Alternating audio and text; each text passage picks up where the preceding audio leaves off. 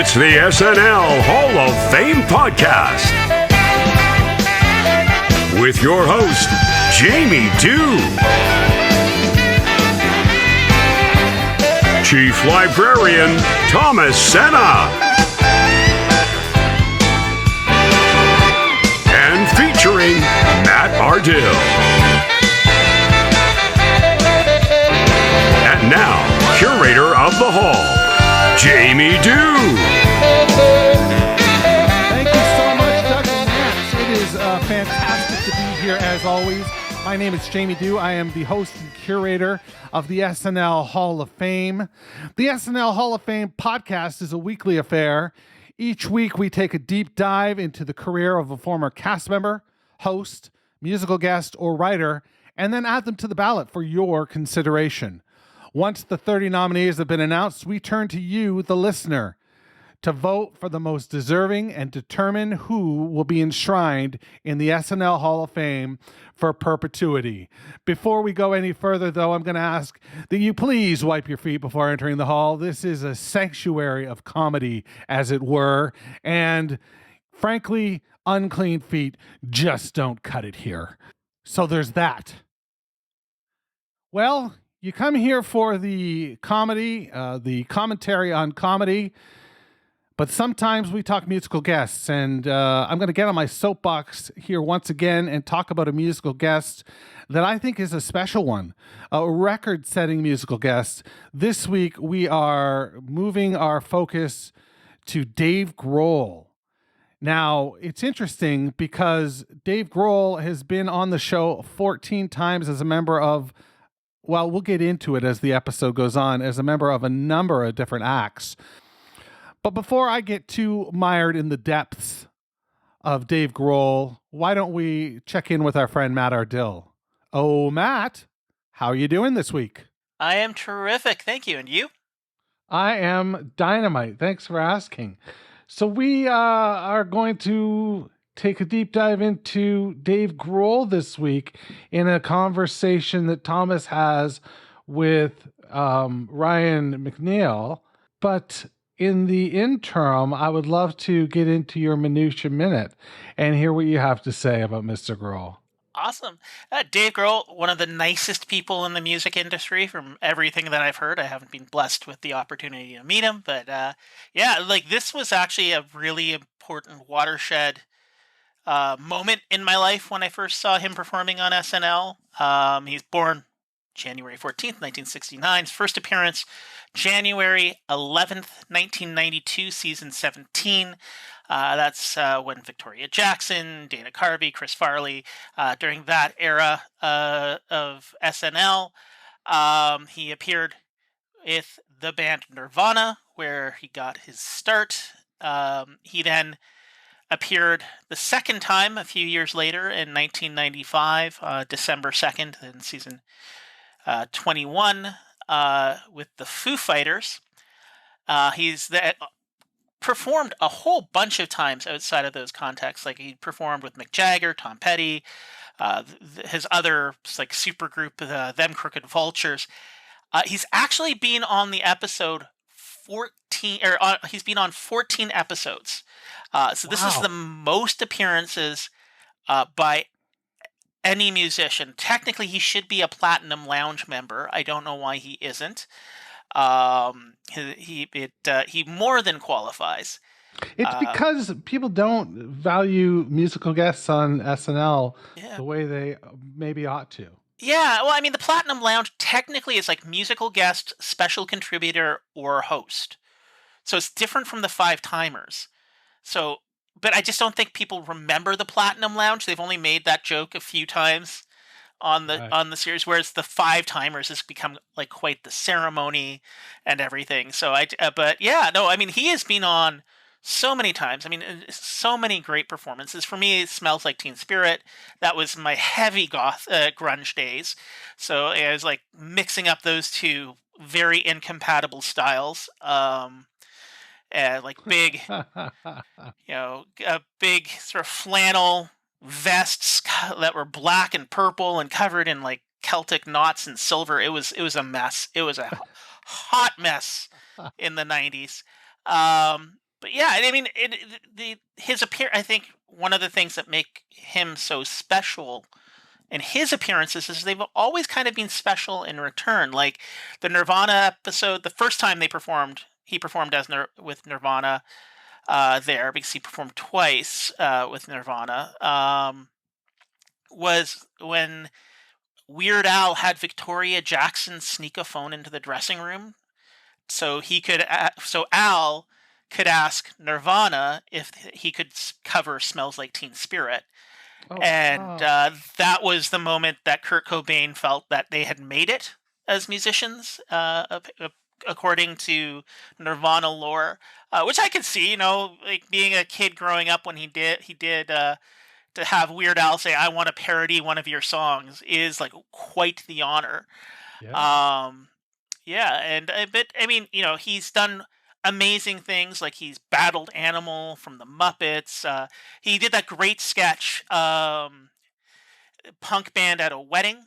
Yes. Which is so terrific. And even just like little cameos. Like he did this one, which was the strip club DJs. So he just sort of like came up, and it was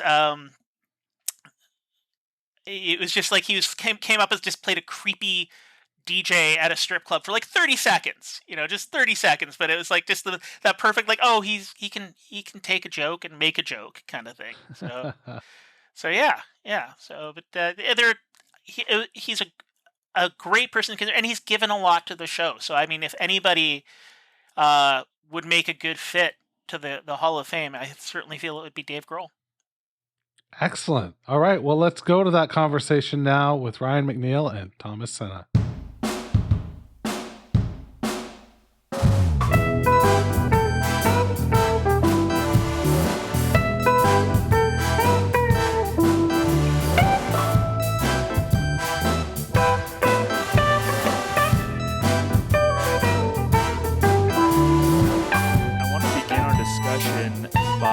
Setting the table a little bit as far as Dave Grohl's history with the SNL Hall of Fame, because he does have a history. I know this is only season 2 of the SNL Hall of Fame, but Dave Grohl does have a history with us because he was part of Nirvana, who was a nominee for season 1 of the SNL Hall of Fame.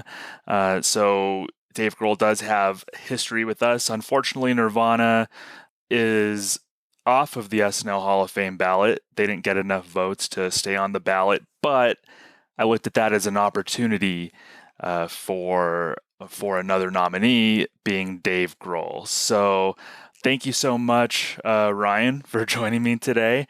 And I wanted to ask you, first off, what project of Dave Grohl's first caught your attention? It was Nirvana. And if we're kind of putting a cherry on them being off the ballot, I do agree with it. In prep for this show, I actually watched all of Dave's appearances, and that took quite some time. That was I'd had a long, hard shift, and that was actually a really great way to cap off a long day of spending basically a good hour and a half, 2 hours of just watching song after song. And watching those two appearances by Nirvana in 92 and 93, in 92 and 94, it does seem, wait, hold on. When were there two? So it was January 11th, 1992 was their first one, and September 25th, 1993. That's okay. It was the season premiere of with Charles season Barkley. 19. Yes. Yeah. So those two, I mean, they're doing their thing. They're doing their thing really, really well. But in the larger landscape of SNL, it's kind of just a blip. They've had musical acts come in and make a larger statement. Sometimes even just with one appearance. But Nirvana's Nirvana's moment on the landscape is not a very, very big one, but that was where I came in. That second performance, that season premiere in 93, that's one of those specific memories I have of watching that. I was with a friend up at his cottage, his family's cottage, and it got cable reception, which at the time was a rarity at a cottage. I know now cottages in Canada are really tripped out, but at the time, like, you know, if you had an indoor bathroom, your cottage was kind of, you know, with running water, your cottage was swank. So having cable was really quite something. And we watched that episode of them performing Heart-Shaped Box and then Rape Me at the end. And I remember getting to the end of that first number and thinking, cool. My brain was just blown I think that was the first time I'd probably seen them really perform live. He was like, what the hell was that? And not long after that, our friendship started to splinter. I want to blame Nirvana, but I mean, that might be mean. So yeah, that was where I came into it. Dave is the drummer for Nirvana, which is, having watched everything again, is a little bit ironic because in his SNL career, his 2 appearances with Nirvana, he's very, very much in the background. Oh, definitely. Seems like a nervous little bunny. Like, if you look at him, his eyes are really scared in that moment of being on live TV, of being on that stage. And it's like, don't screw up, don't screw up, don't screw up. Like, that seems to be what's happening on his face in both of those performances, when you can even see him. Like, that's back when the drum riser was up off the stage by a good 2 or 3 feet. So he's actually kind of hard to see in those first 2 performances, unless the camera gets there. And the camera wasn't doing what the camera does now for the musical performances. So it's funny that's where I came in. That's where he comes into the fray, in these moments where he's not nearly as accomplished as he would become and visibly petrified. Yeah, and I remember it's a weird memory too of Nirvana doing the promos leading up to the episode. I think it was all 3 of. I think it was Dave Grohl, Kurt, and Chris Novoselic doing promos for, leading up to the SNL episode, and they all had that nervous energy. I think all of them were a little nervous. I mean, Kurt is known as the reluctant rock star, I think, in hindsight, but I think at that point, Dave Grohl might have been as well. So I'm not shocked that you noticed that nervous energy when he appeared with Nirvana. I even noticed it at his first appearance on SNL with Foo Fighters. Yeah, I mean, so that not to skip too far ahead, but that was the ultimate takeaway of watching all 14 performances beginning to end, was watching the evolution of a rock star. You know, watching him, I mean, they're kids. We keep forgetting that these bands start out so young. You know, they seem so huge to us because we get into them young ourselves, but they're kids, right? And watching him go from, you know, I guess he would have been 25, 26 at the beginning, maybe even 24, to him now, and watching all of that performance just day after day after day, and how much it has made him a better musician, a better singer, a better guitarist, much more comfortable on stage. Like, now he can command a stage, where at first he was this nervous bunny. And seeing that play out in real time. I watched every performance as well, and that was such a thrill. And you're exactly right. That's one of the huge takeaways, was seeing that evolution of a rock star. We had mentioned his first 2 appearances on SNL were with Nirvana. So that was season 17 and season 19. He appeared with Nirvana.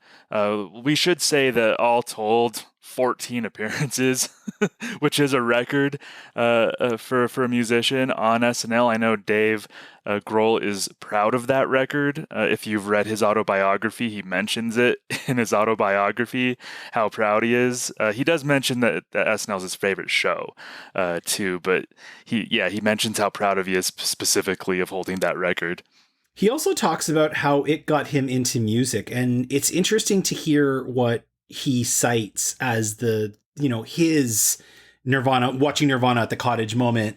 For him, was watching the B-52s play Rock Lobster.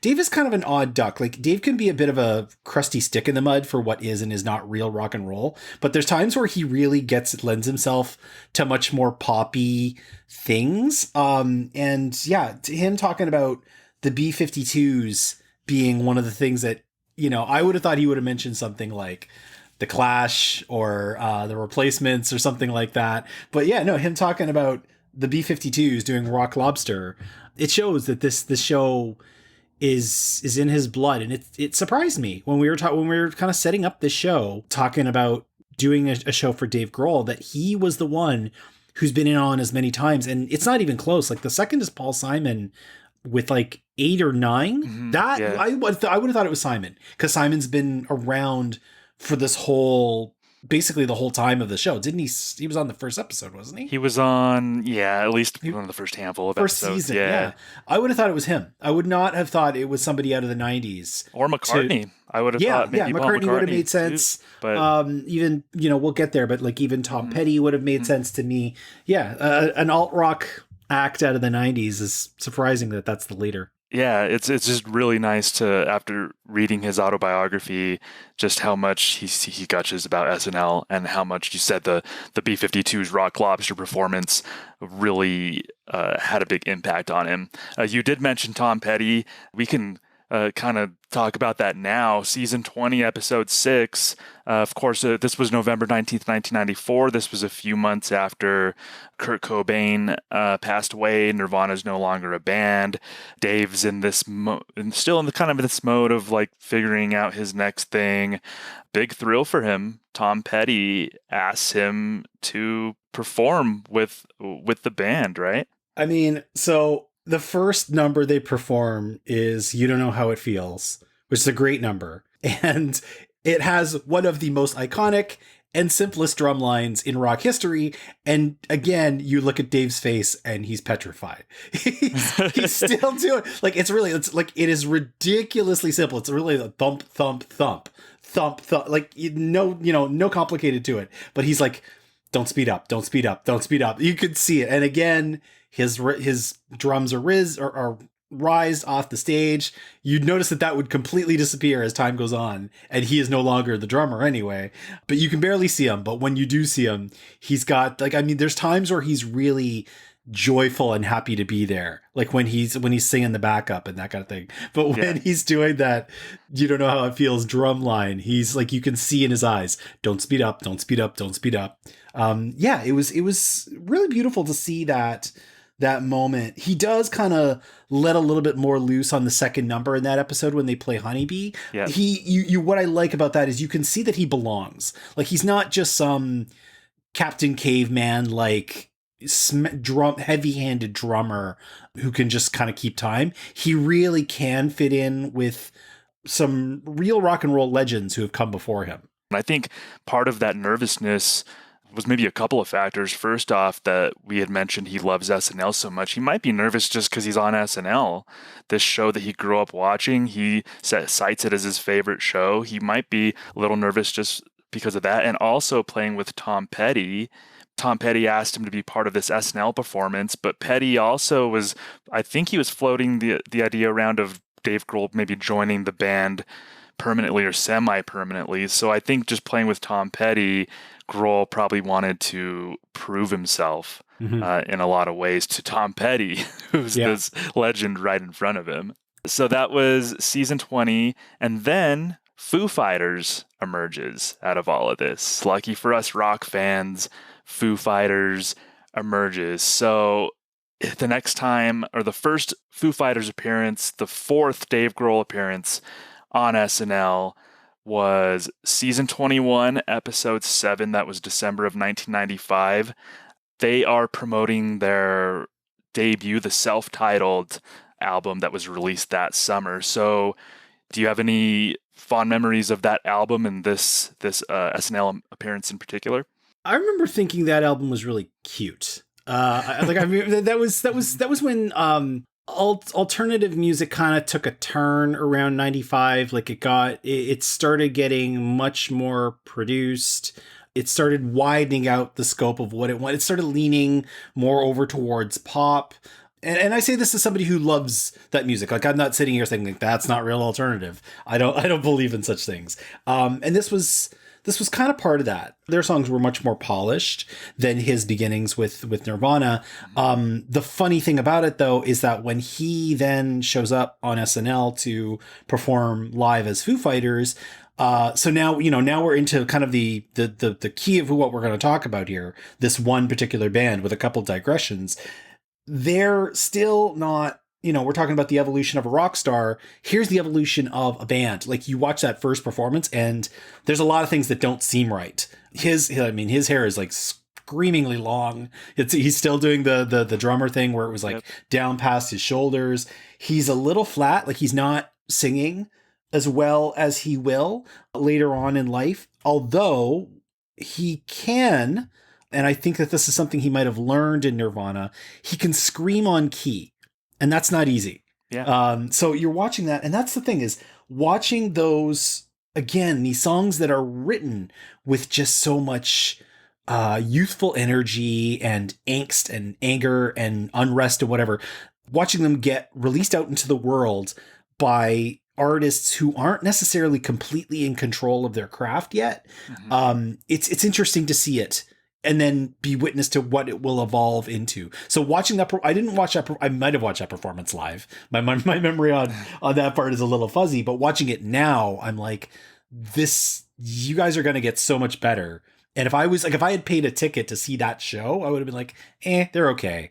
They're better in the studio than they are live. So I watched that and I was really happy that they stuck with it and they kept going and kept growing. Their second number in that show, For All the Cows, it's so sweet. Like, watching that beginning, that was the one thing I did take away from that, is how they had more than one thing in them. They weren't just doing the 4/4 rock at the whole time. They could do something that was actually a little jazzy.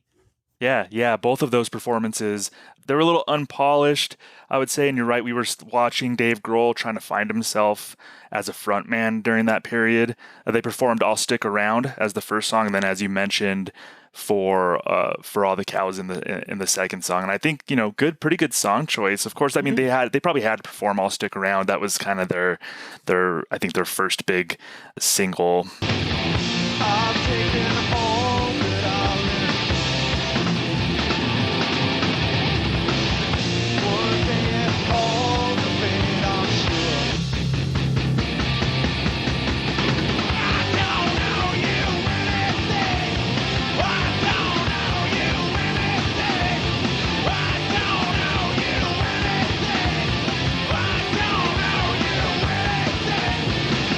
What struck me is just watching Dave try to find himself as the front man. I think in a lot of ways with Nirvana, he was comfortable just being the wild drummer, being the animal-like drummer. But yeah, this performance was super interesting to me.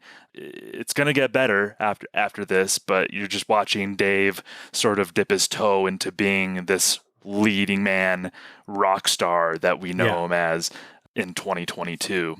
And what I find interesting too, after this, they released The Color and the Shape in 1997, which was a huge album.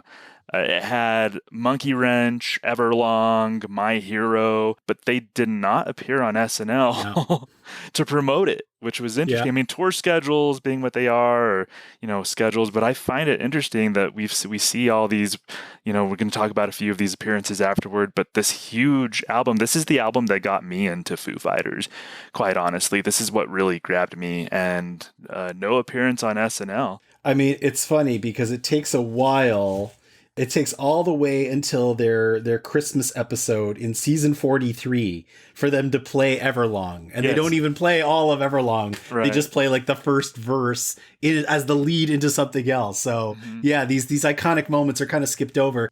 The next appearance, though, they're promoting There's Nothing Left to Lose in November of 99.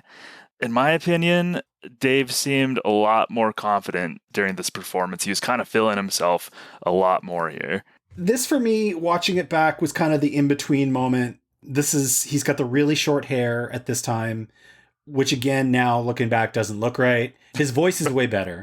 His voice is so much better. He's really, I don't know if it's because he's a little skinnier at this time or because the style at the time was really, really like tailored clothes. But I noticed that he's often stomping like he's drumming. Like it seems like he's not quite like he's more comfortable as a frontman, but still kind of wants to be behind a kit. Yeah. Like, and that's the thing is the way he is stomping is so clearly a pedal. And he's stomping on a time, like he's either stomping on the snare time, or he's either stomping on the bass time, or he's stomping on the cymbal time. And it's once you notice it, you'll never not see it. So it's like, I mean, they sound better. They like already, just every time they show up, they're better than the time before, but they're not quite what the Foo Fighters that we know and love just yet. But super, super high energy, more polished, way high energy. They performed a Learn to Fly, and then they performed a really high energy Stacked Actors.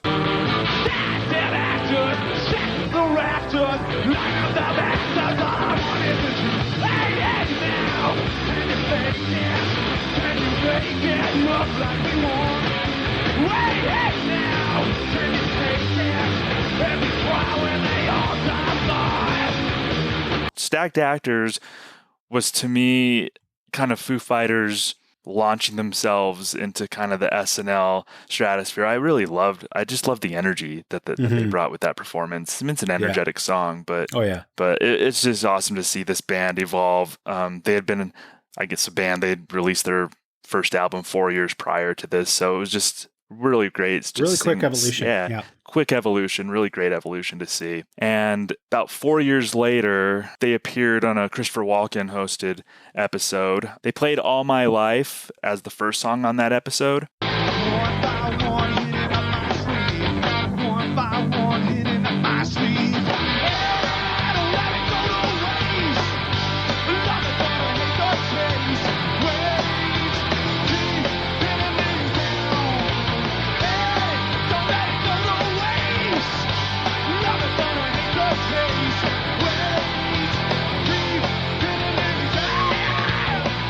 What did stick out to me is at this point, now they're fully formed. His guitaring is incredible. His voice is fantastic. He seems as confident as he's ever going to get. He looks his hair, like, again, his look is right.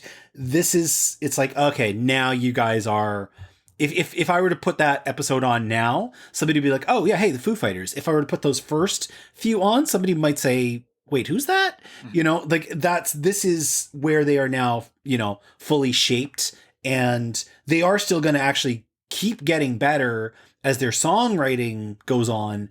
But as far as the lineup they had, like, this is a band that went through a few lineup changes and their own musicianship. What year was this again? This was 2003. Yeah. So, I mean, Dave now is more than 10 years into his professional career. You know, of like full rock stardom, not even garage bands and whatever he was doing in the first part of his life. He's 10 years as a mainstream musician. You can see the hours he's put in on every front. And yeah, like this, like at this point, you're like, oh yeah, this is why they keep coming back. Like they just basically, they get a call from a producer to show up for an episode, and they know that they're just going to rip the roof off the joint and not have to worry about something twice in an episode. Yeah, exactly. I mean, by this point, Foo Fighters is becoming old reliable for SNL. Yeah. This is a musical guest what we don't have to worry about. We know they're going to bring the energy. We know that they're going to take it seriously. We know Dave loves the show. And by this point, again, February of 2003, old reliable, and that's a compliment. That's definitely a compliment, because there's a reason why he and the band had been back so often. Well, what's great about this too is you mentioned they played All My Life, and Jack Black brought it up in their Rock Hall of Fame induction ceremony. He goes, the riff for All My Life is so absurdly simple. It's one note over and over and over, and yet it still slays. So, you know, like trotting that out at midnight, just, you know that it's going to work. After this, I got to say, I'm going to call Dave Grohl out and the show out. No Probot appearance for Dave. If nobody knows out there, Probot was Dave Grohl's project. It was his sort of homage to death metal, or not death metal, but just kind of like heavy metal, I should say, in general. And so it was kind of, he brought in a lot of heavy metal icons, and it was kind of Dave Grohl's just sort of heavy metal side project. It just kind of had that in there. Like, you appear all this time with Foo Fighters and Nirvana, and we don't see Probot. No, they couldn't sell them on that one. They couldn't sell SNL on that one, but they did again sell them on appearing in 2005. So they were promoting In Your Honor. And here's where I think the connection between Dave Grohl, Foo Fighters, and SNL starts really rearing its head for an SNL geek like me. So this was Kristen Wiig's first show. This was episode 5 of season 31. So Kristen Wiig joined the cast in the 5th episode. So Foo Fighters played. It was Kristen Wiig's first show. They play DOA. They play Best of You. Well, I swear I'll never give in. No, I refuse. Will someone get him the best, the best, the best, the best of you? Will someone get him the best, the best, the best, the best of you? By this point, they are they're just humming at this stage. Like, comparing them, I dare somebody to watch those two shows back to back. The self-titled episode and the episode for In Your Honor, because it's incredible to see a band just grow that much while still very much doing the same type of music. They're not the kind of bands like, like your Prince or like your Radiohead or like your U2, who's going to have different phases. Like, they've really been doing guitar rock for 25 years now, but just seeing them hone it and get it sharper and sharper and sharper every time is really something. So that was promoting that album again, was In Your Honor, and that was Dave Grohl's 7th appearance on the show. 2 years later, I mean, Dave Grohl's just becoming an SNL institution at this point, and Foo Fighters is at this point. So they appear in an interesting episode to me. It's hosted by John Bon Jovi, which is important because I don't know if I should shake my fist at John Bon Jovi, but Foo Fighters only got to perform one song during this show, which I'm sure, Dave Grohl probably has respect for Bon Jovi, but Foo Fighters performed The Pretender. What if I say I'm not like the others? What if I say not just another one in your place? You're a pretender. What if I say never surrender? And that was the one song that I performed that night. This album was where I finally caught up with them live on this tour. And, even being 3 rows from the back of the arena, they still blew the roof off the place. So it's a number that's near and dear to my heart, The Pretender. Yeah. There's such a great live act too. I was fortunate enough to catch them in May of 2000 with the Red Hot Chili Peppers in Albuquerque, New Mexico. My sister, so nice of her. That was a graduation gift for me, a high school graduation gift. She got me and my cousin tickets to see Red Hot Chili Peppers and Foo Fighters in Albuquerque. And much respect to Red Hot Chili Peppers, but Foo Fighters kind of blew them out of the water that night. Right. Yeah. Which is not it's not a complete surprise when you know just how energetic and great Foo Fighters live performances are. That's the only time I've seen Foo Fighters, though, are over 22 years ago now. So one band that I have seen was Them Crooked Vultures, which was the side project. Are you familiar? Do you want to explain Them Crooked Vultures to our listeners who might not be familiar? So once again, Dave likes to wander. Dave likes to every now and then kind of just, there's no animosity amongst the Foo Fighters. Like, they've had a lineup change or two, but they're not what you'd call, a band that's really gone through a lot of personnel changes.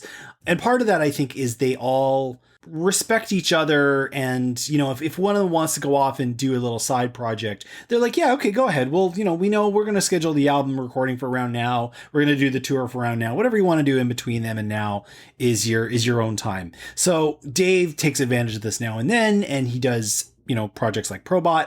Them Crooked Vultures was another one of his, which is basically this alternative supergroup with Josh Homme from Queens of the Stone Age. Dave sometimes would show up on Queens of the Stone Age stuff as well, so that wasn't really a big surprise. Yeah.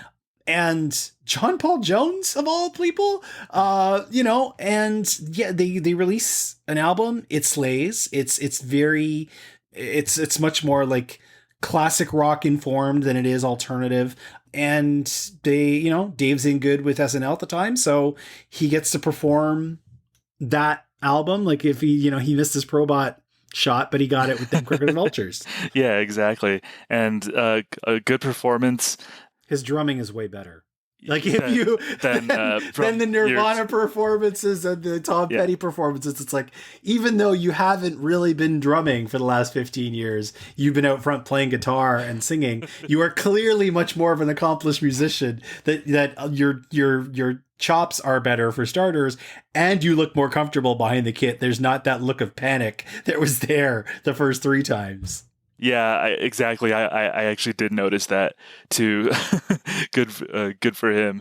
And this was a really cool episode for Dave as well, because he actually appeared in a sketch. He was in the final sketch of the evening. Oh, I missed that. Yeah, so it was a sketch where he was in a band with Fred Armisen, Bill Hader, and Ashton Kutcher, who was the host that night.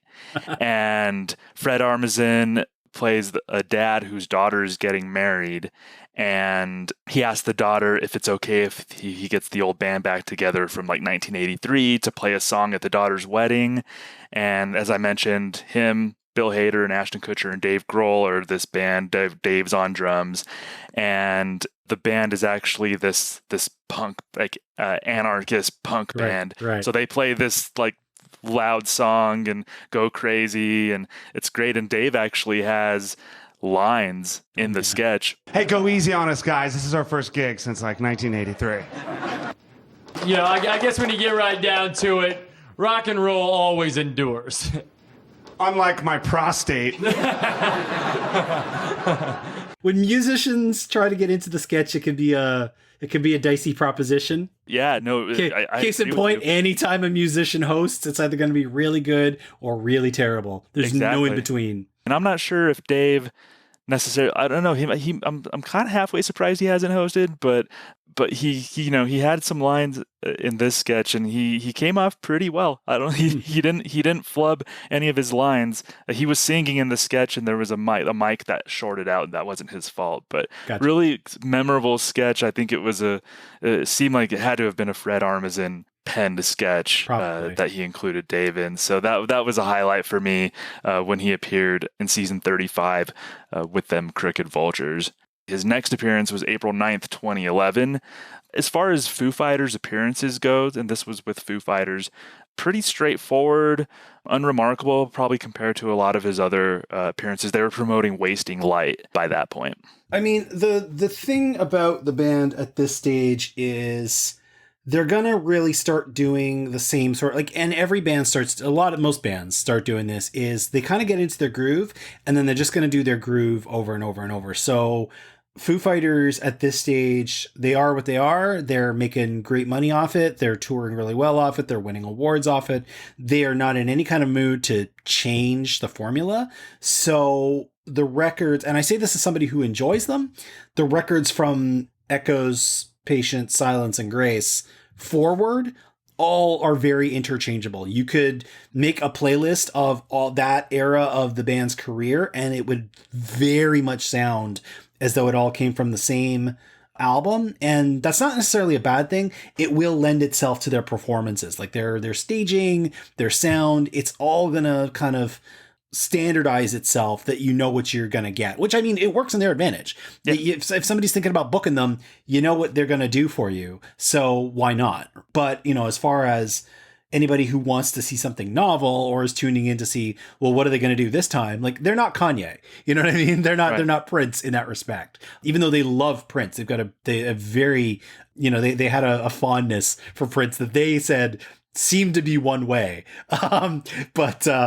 It's fine. There's nothing wrong with that with musicians, but as far as the next bunch of full band performances, like you say, like, there's nothing really remarkable about them. They're all very kind of, mirrors of one another with the exception of the Christmas number, which we'll talk about in a second, and their second performance of Times Like These in 2020 for other reasons, which we'll get to. Exactly.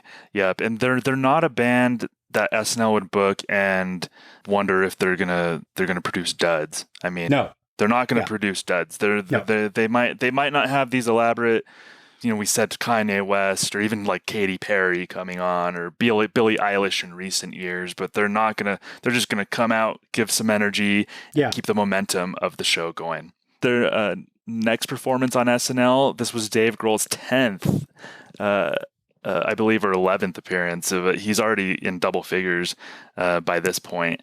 And the host is Mick Jagger, and that's notable in this episode because they perform 2 songs on this episode with Mick Jagger. And also, they're a part of a trio of musical guests with Arcade Fire and Jeff Beck. And I believe, if you want to talk about symmetry, isn't this Kristen Wiig's last show? Exactly. So we had mentioned Foo Fighters performed on Kristen Wiig's first show, and you're exactly correct. This is Kristen Wiig's last episode. You can see how much they're all enjoying themselves. The Stones' music, by comparison, has changed a lot since they recorded it. Like, if you listen to the numbers they sang on this episode, 19th Nervous Breakdown and It's Only Rock and Roll, if you play those records and you listen to how they perform them now on a stage, it's very, very different. They're much louder. They're much more grinding. I actually think there's a lot less musicianship, just in terms of how, like, it's a little bit more homogenous, but it's a lot louder. They hold their own. Nobody seems to be starstruck by Mick Jagger, even though they probably all were and should have been.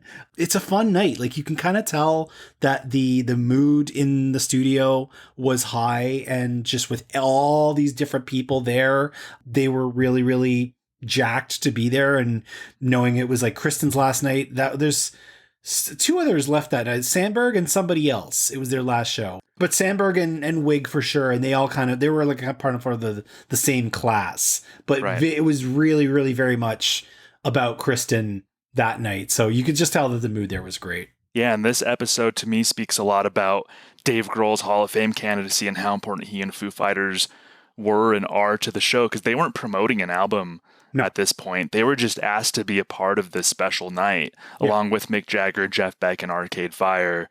That Dave Grohl was conceivably one of show's first calls as far as, you want to be part of this special night with us. That says a lot about Dave Grohl and Foo Fighters. And it's a really great moment too. You can see Dave on stage at the end singing Ruby Tuesday along with everyone else to say kind of goodbye to Kristen Wiig. That was a really memorable recent moment in SNL history. The goodbye to Kristen Wiig. She's dancing with everybody. She finishes like by dancing with Lorne Michaels, and just watching Dave on stage singing Ruby Tuesday with everybody else, like, that it was a great moment for him to be a part of that too. Yeah. I mean, at this point, like, he's been on there so many times that he's some version of friends with a lot of these people who are now starting to leave. Yeah, exactly. It was probably a little emotional for him too. Probably. And so you had mentioned the Christmas performance that he was a part of. So this is up there as one of my favorite SNL music performances ever. I say this as somebody who's watched a lot of them, and a bunch of them stick in my brain. But this is one of the ones that really, really jumps out because, so first of all, they go out there and they do The Sky is the Neighborhood for the first number. Nothing really remarkable about it. Like I said before, you could kind of drop it into any of the other albums that have come before over the last few years. It's a good song. Nothing bad about the song. It's just they do what they do.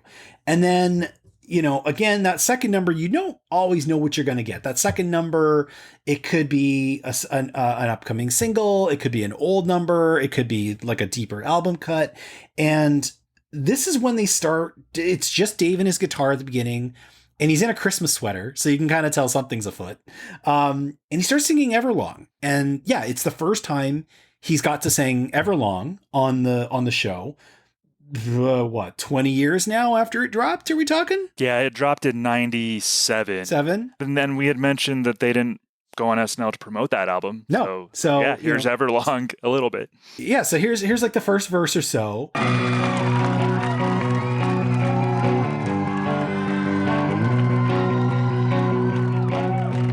Hello, I've waited here for you ever long. Tonight I throw myself into and out of the red, out of her head she sang. Do do do do do do do do. And then they just go full bore Christmas. The only thing I'll ever ask of you, gotta promise not to stop when I say when. She said.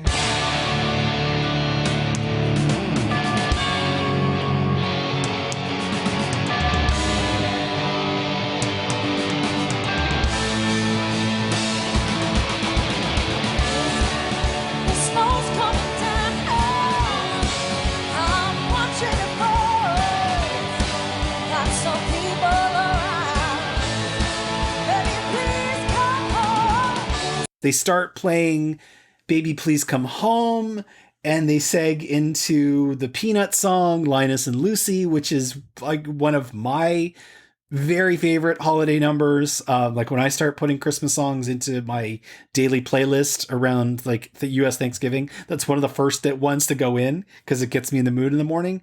But of course they perform it their way, which is instead of the piano line, it's a guitar line, and they're just wailing. They're all decked out. They've got like fake snow coming down. Taylor Hawkins is kind of dressed like an elf. It's just pure joy. And, you would expect like rock stars back in the day needed to seem above this kind of thing. Like rock stars, they couldn't be about having fun. It had to be about being dark or being mysterious, or that kind of thing, or even being dangerous. You couldn't just go out there and like have full blown holiday fun. Yeah. And they own it. It's this like 3-number segue from one to the other. And it's just so magical. I love it to death. Yeah. And that was just such a wonderful performance, and like you said, like a departure from what you would expect, and then just kind of them having a lot of fun too. That was great. And the one that I was kind of thinking of too was the one in 2012 with he actually joined Paul McCartney. It was when Martin Short hosted. And we'll get there because that's an interesting. There's an interesting thing about that one, I mean, we can jump straight to that because What do you think? What do you find interesting about that one? So one of the first interesting things about that is the lead up to it, because that was around the time that Nirvana was going to be inducted into the Rock Hall of Fame. There was chatter that they were going to stage some sort of reunion on SNL. Chris Novoselic kind of left music. Like I think he's a politician now, isn't he? Yes. He didn't really, after Nirvana ended, he didn't stay with it. Dave, of course, was doing Dave's thing. They're still, super duper close, but they never brought that back in any way, shape, or form. And you can say what you will about that. I think that's a good thing because I like things to end. I don't necessarily need to go back to high school and have a reunion every 2 or 3 years. So there was chatter about like maybe they're going to do something.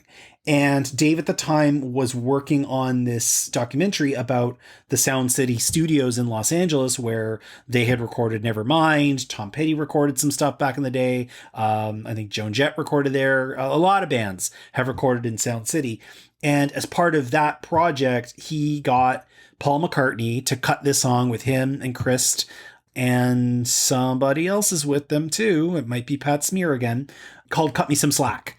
And that's what they end up doing. So in a way, Nirvana gets back together on SNL with Paul McCartney out front now, which is kind of fitting. But yeah, I know, which is kind of fitting because Kurt loved the Beatles.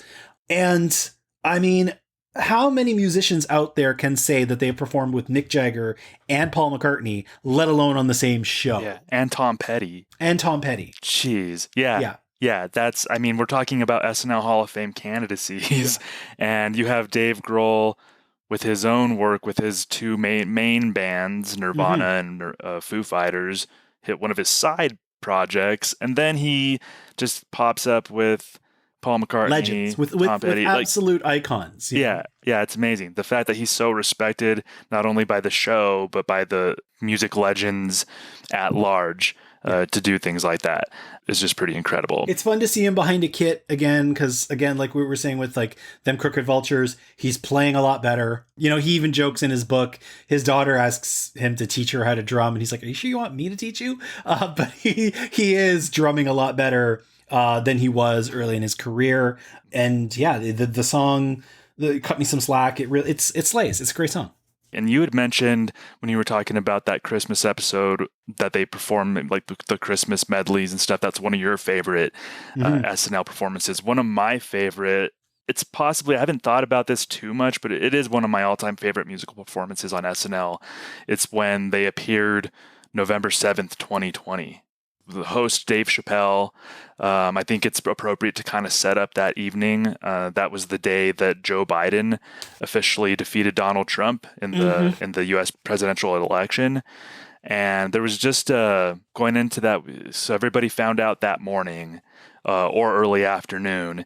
And then all of a sudden it was that day, what's SNL going to do? What's the show going to be like? Everybody was feeling a certain way about the world in general, about the country in general, about the U.S. in general.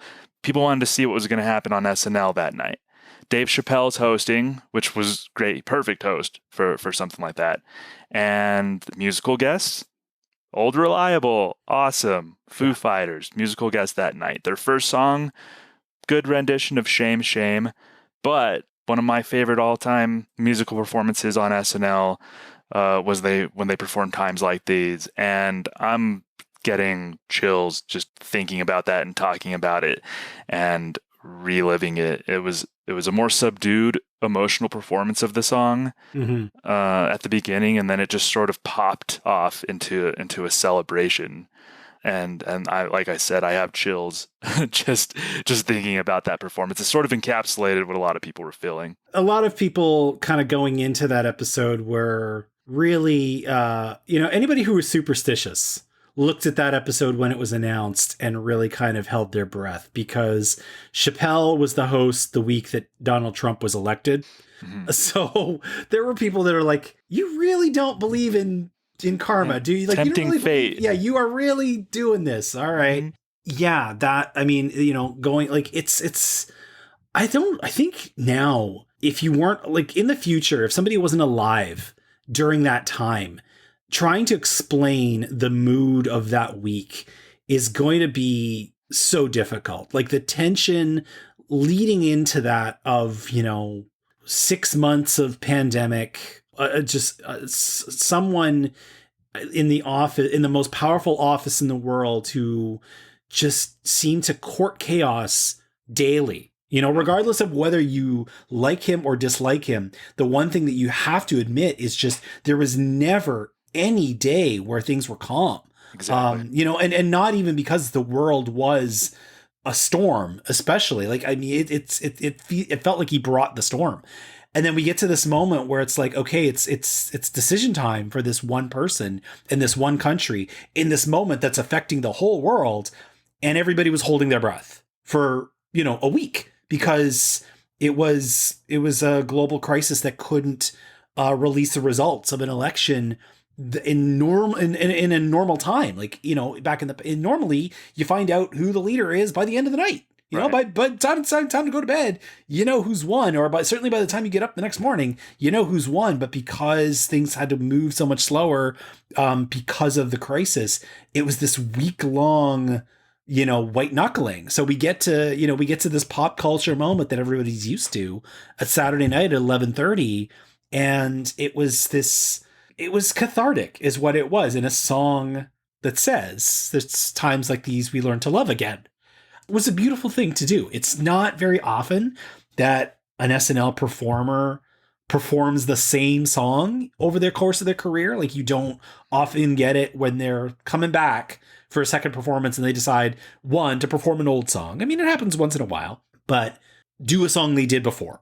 Yep. You know, that's rare. So they know the power of that song. It tends to be kind of late in their show if you've seen a live show, and they knew in that moment like what it meant to everybody.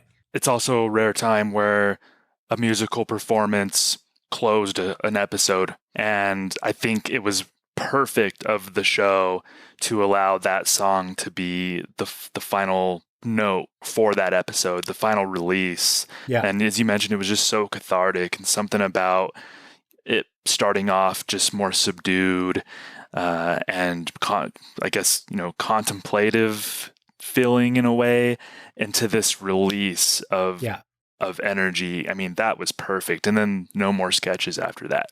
Yeah. It closed the show perfect. It might be just kind of hashing it out right now, might be my favorite musical performance I've ever seen on the show. Goosebumps. I'd have to take pen to paper. Like, if you want to put it in the show notes for this episode, I can give it a long, hard think and think about what my other 4 favorite performances would be. But that Christmas performance would definitely be one for me. I guess we got to talk about briefly an unfortunate thing that happened earlier this year. March 25th, 2022, Taylor Hawkins, drummer of Foo Fighters, passed away. And we don't know as of now. We're recording this in October of 2022, and we don't know if Foo Fighters will continue as a band, like without Taylor. That's up in the air for Dave and everybody else. Mm-hmm.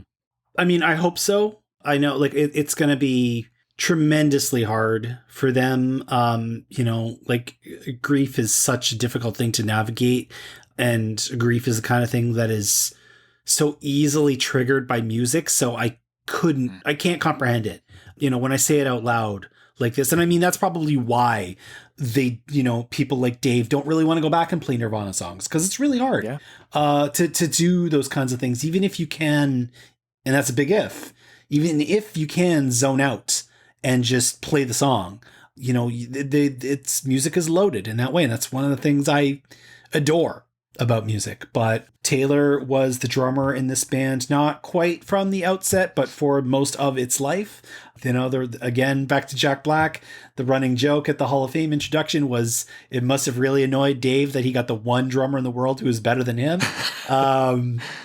And they, he called him his brother. You could, anytime you watched an interview with them, you could see how close they were. It's not usual for a band to have the lead singer and the drummer be the two most front-facing people. It's usually the lead singer and the guitarist, maybe a bass player if his name is Paul McCartney. Uh-huh. But yeah, it's I can't imagine. I'm hopeful as a fan, and as somebody who has like nothing but respect for everybody involved in Foo Fighters. I'm hopeful that they can carry on, but it is possible that this may be the end of it. Yeah, it might be. And we've seen, they've had some tribute shows in Wembley Stadium and in LA, and Taylor's son, Oliver Shane Hawkins, has played drums on My Hero with the band, and that was a wonderful moment. But I certainly wouldn't hold it against Dave or the band if they just wanted to say we had a great run and just sort of venture out and maybe find new creative outlets. But if Dave never appears on the show again, or Foo Fighters and some incarnation never appear on the show again, I think Dave has just an amazing case as an SNL Hall of Famer. So what's your kind of wrapping it up ultimate case for Dave Grohl's induction into the SNL Hall of Fame if you had to sum it up? Look at the scoreboard. Numbers don't lie. Like 14 times. Seriously, like that is more than Paul Simon. That is that's unbelievable to really fathom. And not only is he like more than Paul Simon and 14 times, there's nobody else in double digits. And a lot of the ones that are up at like 7 or 8, I don't know how many more times they're going to show. Like, I think like Kanye's at 7, but right now I don't think anybody wants to invite Kanye to anything. Beck is at like 7. Arcade Fire is at something like 5 or 6, but I guess same thing. I don't know what's the future of that band. You know, you gotta respect numbers. I'm a sports person, and you know, I have nothing but respect for Cal Ripken. I have nothing but respect for Bill Russell and Wayne Gretzky, Tom Brady. You know, numbers don't lie.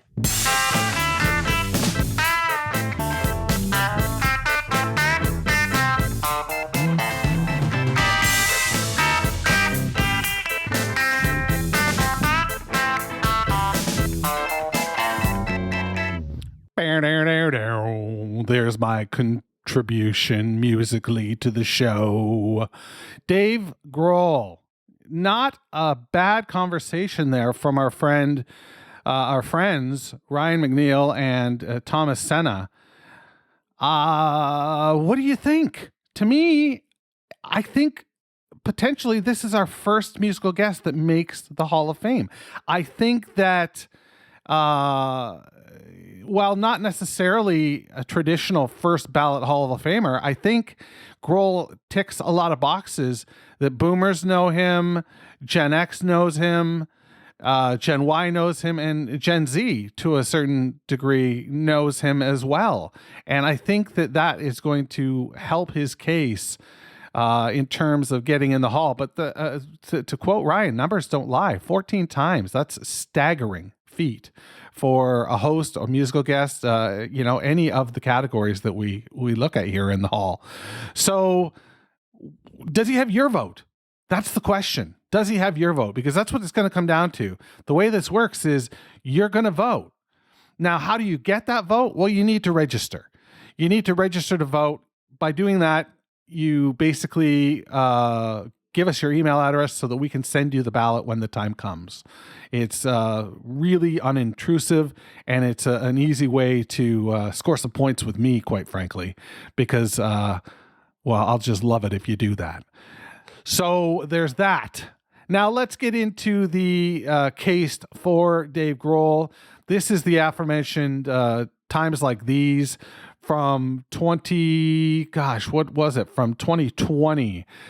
This is a fantastic performance of this song, and you're going to love it. So this is Dave Grohl and the Foo Fighters with Times Like These on the SNL Hall of Fame podcast.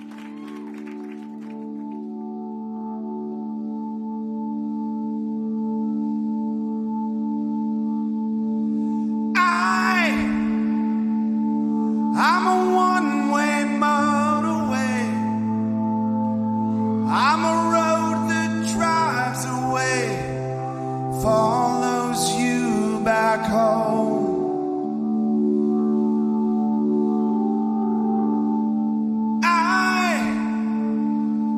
I'm a street light shining. I'm a white light blinding bright, burning off and on.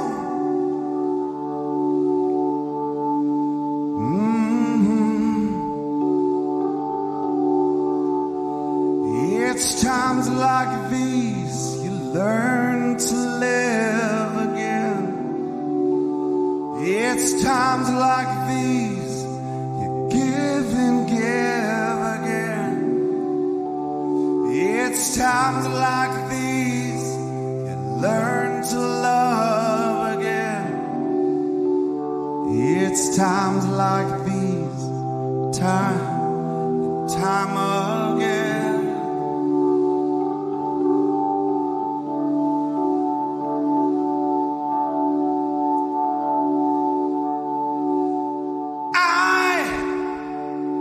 I'm a new day rising. I'm a brand new sky to hang the stars upon tonight.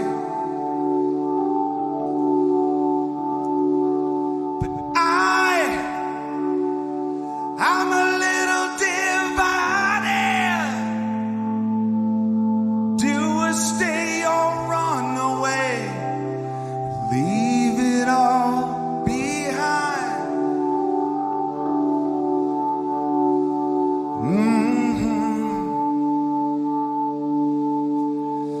It's times like these learn to live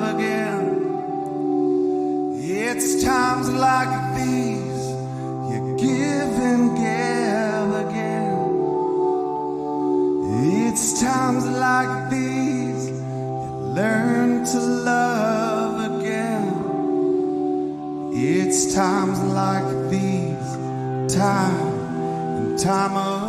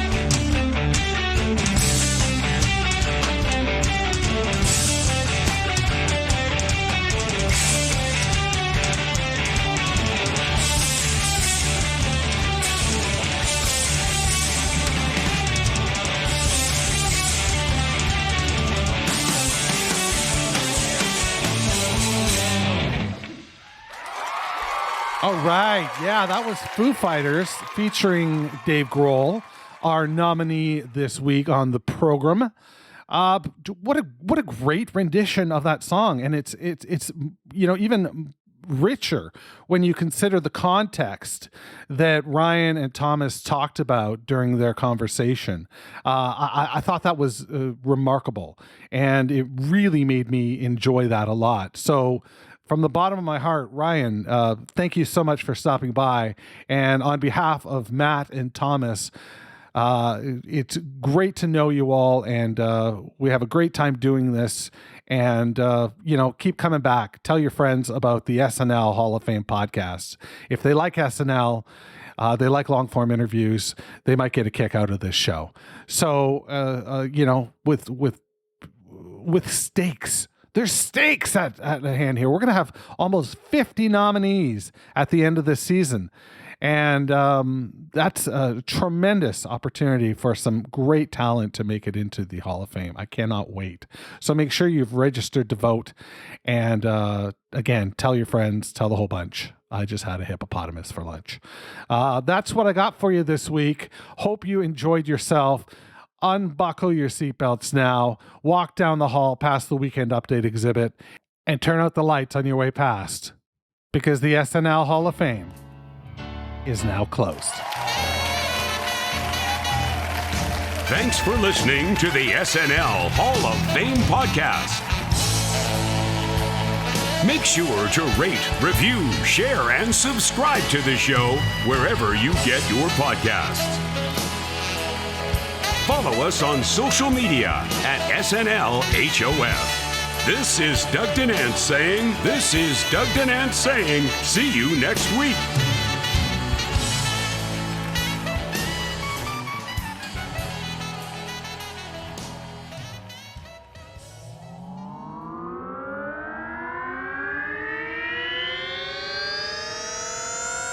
To podcasts and such.